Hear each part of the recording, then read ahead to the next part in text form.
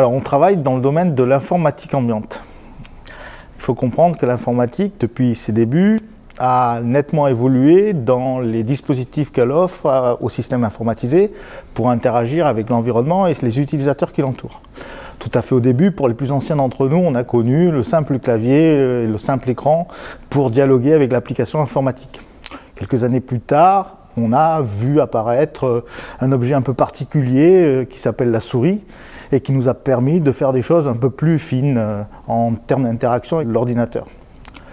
Aujourd'hui, il est clair que c'est un domaine qui devient explosif, en ce sens qu'on a de plus en plus de dispositifs et d'objets de notre environnement qui dialoguent avec l'application informatique. On peut par exemple parler du téléphone, du GPS, etc. Alors, notre recherche porte sur toutes les connaissances qui sont nécessaires a priori pour construire de nouveaux outils de conception logicielle pour les applications futures dans le domaine de l'informatique ambiante.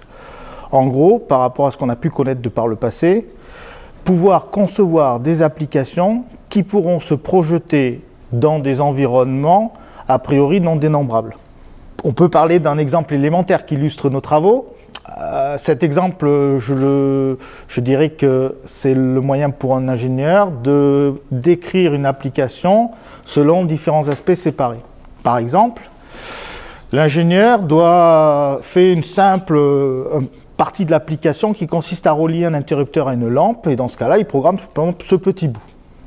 Puis à côté, lui ou un autre, du reste, c'est ça l'intérêt, prévoit la possibilité aussi de conditionner le fait qu'une lampe s'allume ou pas au fait que la luminosité ambiante soit suffisante ou pas, bien dans l'air du temps au niveau du développement durable, de l'économie d'énergie, etc.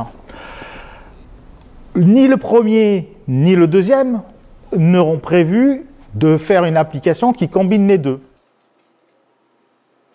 Nos travaux permettent, à partir de ces deux aspects programmés, de donner une application, finalement, qui conditionnera l'allumage de la lampe sur l'activation de l'interrupteur seulement si la luminosité ambiante est suffisante.